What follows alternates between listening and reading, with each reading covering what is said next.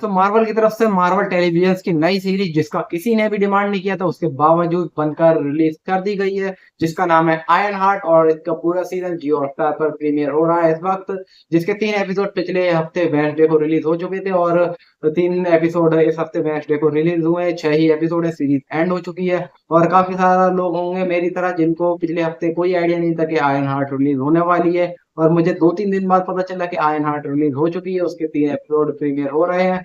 और तो मैंने सोचा कि अब अगले हफ्ते वेडनेसडे को ही पूरी सीरीज जब रिलीज हो जाएगी तो बिंज करेंगे। तो मैंने पूरी सीरीज आज बिंज वॉच की और उसके बाद सीधा मैं आपके सामने आ गया हूँ, वीडियो रिकॉर्डिंग चालू की, बिना किसी स्क्रिप्ट के अपने रॉ थॉट्स, अपना ओपिनियन, अपना रिव्यू आपके साथ शेयर करूंगा आयरन हार्ट सीरीज का। और ये पूरी वीडियो स्पॉइलर से भरी होने वाली है, क्योंकि बिना स्पॉइलर के अगर बात करेंगे तो वो मजा नहीं आएगा और डिटेल में बात नहीं हो पाएगी, तो मैं स्पॉइलर भी दूंगा आपको। तो अगर आपको स्पॉइलर से कोई दिक्कत है तो पहले जाइए सीरीज देख लीजिए, उसके बाद इस वीडियो पे आना। और अगर आप सीरीज देखने का प्लान ही नहीं कर रहे हो या फिर आपको स्पॉइलर से कोई फर्क नहीं पड़ता तो वीडियो में बने रहिए। वीडियो में इन डेप्थ बात होगी कि मुझे सीरीज में क्या अच्छा लगा, क्या बुरा लगा, क्या वर्क करता है, क्या नहीं करता है, सारे बारे में बात होगी। तो बिना किसी देरी के जल्दी से इस वीडियो को शुरू करते हैं। तो शुरुआत करते हैं सीरीज के प्लस पॉइंट्स के साथ, क्या सीरीज में क्या अच्छा था। तो सीरीज में सबसे अच्छी बात मुझे ये लगी कि इन्होंने रिलीज की सिर्फ एक हफ्ते के गैप में 3-3 एपिसोड करके इन्होंने रिलीज की, सिर्फ 6 ही एपिसोड थे, जल्दी से देख के आप खत्म कर सकते हो, वो काफी ज्यादा अच्छा डिसीजन लगा मुझे। हालांकि अगर ये 6 के 6 एपिसोड एक दिन में रिलीज करते वो और भी ज्यादा अच्छा होता, क्योंकि मैंने बिंज वॉच की है और मुझे पता है कि बिंज वॉच का एक्सपीरियंस अलग होता है और वेट कर देखने का एक्सपीरियंस जो होता है वो थोड़ा अलग होता है। आपको थोड़ा और अच्छा कंटेंट चाहिए होता है जो कि इंतजार करना उसका वर्थ इट लगे। सो अगर आप बिंज वॉच करोगे तो आपको ज्यादा अच्छा लगेगा, जो कि मुझे लगा। उसके बाद अच्छी बात ये थी इस सीरीज में कि इस सीरीज में काफी ज्यादा रेफरेंसेस दिए गए एमसीयू के, और काफी ज्यादा चीजें बताई गई एमसीयू के बारे में जो अभी तक किसी ने उसके बारे में बात नहीं की थी। जैसे कि टोनी स्टार्क का काफी ज्यादा मेंशन हुआ है सीरीज में, स्पेशली पहला एपिसोड में भर भर के आयरन मैन और टोनी स्टार्क का रेफरेंस दिया गया है। और अगर टोनी स्टार्क की बात नहीं हो रही है तो कोई अदर कैरेक्टर है जिसका नाम टोनी है, उसके बारे में बात हो रही है, तो ये काफी ज्यादा इंटरेस्टिंग लगा। और उसके बाद यहाँ पर बात की गई ओबडाया की, जो कि आयरन मैन 1 में विलन था, उसका बेटे को यहाँ पर आज दिखाया गया है इस सीरीज के अंदर, जो कि आपने ट्रेलर में देखा ही होगा। ओबडाया के बारे में बात हुई, उसके कैरेक्टर के लगभग 15 साल मरने के बाद यहाँ पर बात हुई, वो भी काफी ज्यादा इंटरेस्टिंग लगा। और यहाँ पर हमें ये पता चला कि किसी को नहीं मालूम कि ओबडाया उस सूट में था जब जिसने आयरन मैन के ऊपर अटैक किया था और वो मर गया था। सबको ये लगता है कि ओबडाया एक प्लेन क्रैश में मरा है और अभी भी वो सबके लिए हीरो है, सब उसको मानते हैं as a mentor of Iron Man. So ये काफी ज्यादा इंटरेस्टिंग थी, पब्लिक को ये कुछ नहीं पता है, वो काफी ज्यादा अच्छा लगा मुझे। और इसके बाद एक चीज और है जो कि पब्लिक को नहीं पता, जो इस सीरीज में बताई, क्योंकि रेडी पूरी सीरीज में बोलती रहती है कि आयरन मैन बिलियनर है, उसके पास रिसोर्सेज है, इस वजह से उसने अपना आर्मर बना पाया और इसी वजह से वो आयरन मैन है। सो यहाँ पर हमें पता चलता है कि किसी को ये भी नहीं मालूम कि आयरन मैन ने अपना पहला सूट जो मार्क 1 था वो एक गुफा में बैठकर कबाड़े के साथ बनाया था, तो ये किसी को भी नहीं मालूम। सो ये काफी ज्यादा इंटरेस्टिंग चीज लगी मुझे इस सीरीज के बारे में, कि ये बता रही है कि पब्लिक को हर चीज नहीं मालूम है एमसीयू की यूनिवर्स में। और उसके बाद अगर बात करें, यहाँ पर मेंशन किया गया है डॉक्टर स्ट्रेंज, यहाँ पर मेंशन किया है कमरताज, डोरमामो, काइसीरियस जो विलन था डॉक्टर स्ट्रेंज 1 मूवी का। तो काफी ज्यादा भर भर के रेफरेंसेस दिए गए एमसीयू के।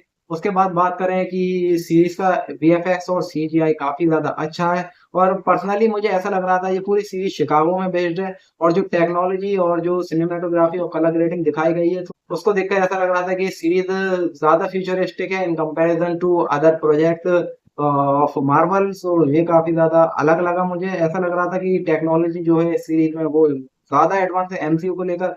सो वो इंटरेस्टिंग थिंग थी, और इसके अलावा मेरे ख्याल से यही अच्छी बात थी सीरीज में। और अगर बात करें कि सीरीज में क्या बुरा था, तो सीरीज में भर भर के बुराइयां भी हैं। सबसे पहले बात करें कि सीरीज में बुरा क्या है, तो सीरीज के 6 एपिसोड हैं और लगभग हर एपिसोड 40 से 50 मिनट का, जो कि काफी ज्यादा बोर कर सकता है आपको। स्पेशली जो कि मुझे लगा फर्स्ट एपिसोड अच्छा था, सेकंड एपिसोड आपको बोर कर देगा, जिसमें मुझे करा बोर, तो मैं आपको बता रहा हूँ। उसके बाद थर्ड एपिसोड जो था इसका पीक था, सबसे बेस्ट एपिसोड था पूरी सीरीज में। उसका बाद फोर्थ एपिसोड जो था वो थर्ड एपिसोड के इवेंट को कैरी करता है और अच्छे से डिलीवर करता है, वो भी अच्छा था। उसके बाद फिफ्थ एपिसोड थोड़ा डिप जाता है और जो एंडिंग में जो फाइनल एपिसोड था वो सबसे छोटा एपिसोड है सीरीज का, लेकिन सबसे बेकार एपिसोड भी मेरे नजरिए में वो ही था, क्योंकि काफी ज्यादा रश्ड एंडिंग कर दी, कोई एक्शन नहीं था और वो काफी ज्यादा बेकार सी चीजें की इन्होंने। राइटिंग अच्छी नहीं थी एंडिंग के एपिसोड की, हालांकि पूरी सीरीज की राइटिंग अच्छी नहीं थी, लेकिन एंडिंग की स्पेशली मुझे राइटिंग अच्छी नहीं लगी, कुछ पसंद नहीं आया मुझे। और अगर बात करें रिरी के कैरेक्टर की, सो उसने काफी ज्यादा बार अनॉय कर दिया सीरीज में। वो हर बार बार अगर उसके सूट में कोई गड़बड़ी आती है या फिर उसके पास पैसा नहीं होता सूट बनाने के लिए, सो बस वो यही कह देती है कि आयरन मैन के पास पैसा था और रिसोर्सेस से इसी वजह से वो आयरन मैन बना, वरना वो भी ऐसे ही होता। मैं गरीब हूँ और मुझे अपॉर्चुनिटी नहीं मिल रही, ये सब रोना रोती है। वो काफी ज्यादा बार अनॉय कर देता है, क्योंकि एक दो बार होता तो चल जाता, वो बार बार जितनी बार उसको दिक्कत आती है उतनी बार वो यही बात कहती है। और अगर बात करें कि उसको कहते हैं कि सीरीज में काफी बार कहा गया है कि ये बहुत ही ज्यादा जीनियस कैरेक्टर है, बहुत स्मार्ट है, एमआईटी की स्टूडेंट है, लेकिन कहने से कुछ नहीं होता है, आपको दिखाना भी पड़ता है उसके बॉडी लैंग्वेज, उसके कारनामों से कहीं से भी नहीं लगता कि वो जीनियस है। उसने जो जो कारनामे किए हैं वो ऐसा लगेगा कि कोई बेवकूफ भी ना करे, उसने ऐसे ऐसे कारनामे किए सीरीज में। सो यही सेम चीज मार्वल ने की थी, कैप्टन मार्वल के साथ सिर्फ हवा में कह दिया था कि ये सबसे ताकतवर अवेंजर्स है, जिसके बाद काफी ज्यादा रीजंस थे, लेकिन ये one of the main reason था कि कैप्टन मार्वल फैंस को अच्छी नहीं लगी और फैंस ने काफी ज्यादा हेट किया। सो ये खतरा रिरी विलियम्स के कैरेक्टर पर भी आने वाला है मेरे अकॉर्डिंग, क्योंकि आप टोनी स्टार्क की लेगेसी से खेल रहे हो और उसको और रिरी विलियम्स को आप सिर्फ हवा में कह दे रहे हो कि बहुत ज्यादा स्मार्ट है। सो ये खतरा इस पे आ सकता है मेरे ओपिनियन में। और अगर बात करें हुड के कैरेक्टर की, हुड के कैरेक्टर में यहाँ पे काफी ज्यादा चेंजेस किए गए हैं कॉमिक बुक्स के अकॉर्डिंग। कॉमिक बुक्स में हुड के बाद हुड थी जिससे वो इनविजिबल हो सकता था और काफी ज्यादा और भी चीजें कर सकता था, और उसके अलावा उसके पास बूट्स भी थे जिससे वो उड़ सकता था, लेकिन इस सीरीज में उसके पास वो बूट्स नहीं है। उसके पास सिर्फ ये हुड है जिससे कि वो सारे कारनामे कर सकता है, जो कि वो कॉमिक्स में करता था, लेकिन उड़ नहीं सकता। सो ये इन्होंने उसकी थोड़ी सी पावर कम कर दी। और बात कर रहे हैं कॉमिक्स की, तो कॉमिक्स में रिरी विलियम्स और हुड के कैरेक्टर का कोई अता पता नहीं है, कोई कोई लेना देना नहीं है दूर दूर तक भी। ये पहली बार इन्होंने ओरिजिनली स्क्रिप्ट लिखी है और ये पहली बार साथ में आए हैं इस सीरीज के अंदर। और इसके अलावा इन्होंने हुड के पावर्स का सोर्स भी बदल दिया। हुड के पावर्स कॉमिक्स में बिलोंग करते थे डोरमामू को, डोरमामू का सॉर्ट ऑफ पपेट था हुड, लेकिन इस सीरीज में फाइनली, जिसका रूमर्स हम लगभग 6 साल से सुन रहे थे कि हर अगले मार्वल के प्रोजेक्ट में वो आने वाला है, यहाँ पर वो फाइनली आ गया है। जी गाइस, हाँ, मेफिस्टो इस सीरीज में फाइनली इंट्रोड्यूस कर दिया गया है, जो कि काफी दिनों से रूमर चल रहा था कि साचा बैरन कोहेन, जो बोराट और डिक्टेटर जैसी मूवीज में कॉमेडी रोल करते थे, वो यहाँ पर मेफिस्टो के रोल में कास्ट कर लिए गए हैं और उन्होंने अपना रोल काफी ज्यादा अच्छे से निभाया है। हालांकि उनका रोल काफी छोटा सा ही था, लेकिन मैं कहूंगा कि आपने एक बहुत अच्छे कैरेक्टर को वेस्ट कर दिया इस सीरीज में। ये कैरेक्टर इतना बड़ा और इतना एपिक है कि आपको इसको किसी अच्छे सीरीज या मूवीज में इंट्रोड्यूस कराना चाहिए था। आपके पास काफी ज्यादा चांसेस थे कि आप वांडा विजन में इसको इंट्रोड्यूस करा दें या फिर एरिथा ऑल अलोंग में भी करा सकते थे। उसके अलावा मल्टीवर्स ऑफ मैडनेस में भी आप बहुत अच्छे से इसको इंट्रोड्यूस करा सकते थे, लेकिन आपने क्या चुना?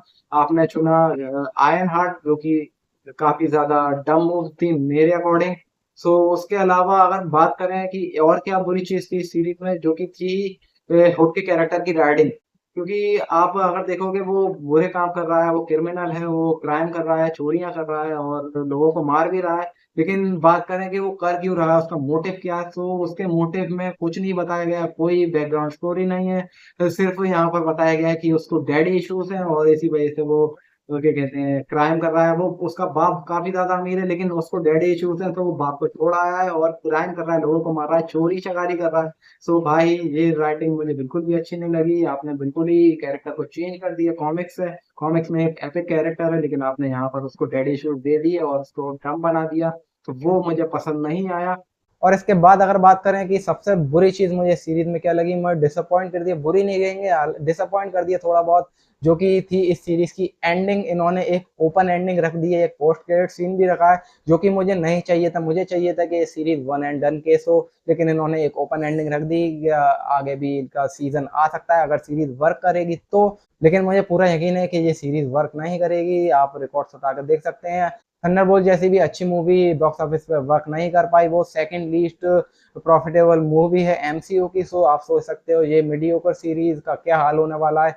सो ओवरऑल अगर आप सीरीज देखना चाहते हो तो देख सकते हो। मैं रिकमेंड करूंगा कि आप बिंज वॉच कीजिए, तो आपको थोड़ी सी अच्छी लग सकती है। और अगर आप रोक रोक कर ब्रेक ले लेकर देखोगे तो आपको मजा नहीं आएगा सीरीज में, आपको सीरीज अनॉय कर देगी, टायर्ड कर देगी और कहीं कहीं जगह गुस्सा भी दिला देगी। तो ओवरऑल कहूंगा कि एवरेज सीरीज है, देखना चाहो देखो, मत देखना चाहो मत देखो, क्योंकि एमसीयू की टाइमलाइन, उसकी स्टोरी लाइन पर कोई इफेक्ट नहीं डालती। हालांकि ये रेफरेंसेस हैं मूवीज के और टीवी सीरीज के इसमें, लेकिन ये शो कोई इफेक्ट नहीं डालता एमसीयू पर। सो ये अच्छी बात है। सो आप अगर नहीं देखना चाहते तो आप स्किप कर सकते हैं, कोई प्रेशर नहीं है। सो गाइस, ये थे मेरे अनस्क्रिप्टेड स्पॉइलर से भरपूर थॉट्स, और आप रिव्यू भी कह सकते हैं आयरन हार्ट का। और एक बात बताना मैं भूल ही गया कि इस पूरी सीरीज खत्म हो गई है और आयरन हार्ट को उसका नाम नहीं दिया गया अभी तक, किसी ने उसको आयरन हार्ट नहीं बुलाया है। सब उसको रीरी विलियम्स ही बुलाते हैं, उसके सूट्स को आयरन सूट ही बोलते हैं, किसी ने अभी तक नामकरण नहीं किया। सो ये मुझे थोड़ी सी अजीब सी बात लगी, आपने सीरीज का नाम आयरन हार्ट रखा है और अभी तक उसको कोई नाम नहीं दिया, कोई उसको आयरन हार्ट नहीं बुला रहा। सो ये और चीज थी जो मैं भूल गया, अगर स्क्रिप्ट लिखी होती तो मैं पहले बता देता, तो सॉरी फॉर दैट। सो देखना चाहते हो देखो, मत देखना चाहते हो मत देखो, कोई फर्क नहीं पड़ेगा। अगर मेरा रिव्यू पसंद आया हो तो वीडियो को लाइक कर दो, और आगे भी ऐसी वीडियोस देखना चाहते हो तो चैनल को सब्सक्राइब जरूर से कर लो और नोटिफिकेशन ऑन कर लेना, ताकि जब मैं आगे और भी वीडियोस अपलोड करूं तो उसकी नोटिफिकेशन आप तक सबसे पहले पहुंच सके। तो अभी के लिए बस इतना ही, मिलता हूँ आपसे अगली किसी वीडियो में किसी और ट्रेलर पे रिएक्ट करते हुए या किसी मूवी टीवी सीरीज का रिव्यू करते हुए। तो तब तक के लिए गुड बाय, टेक केयर।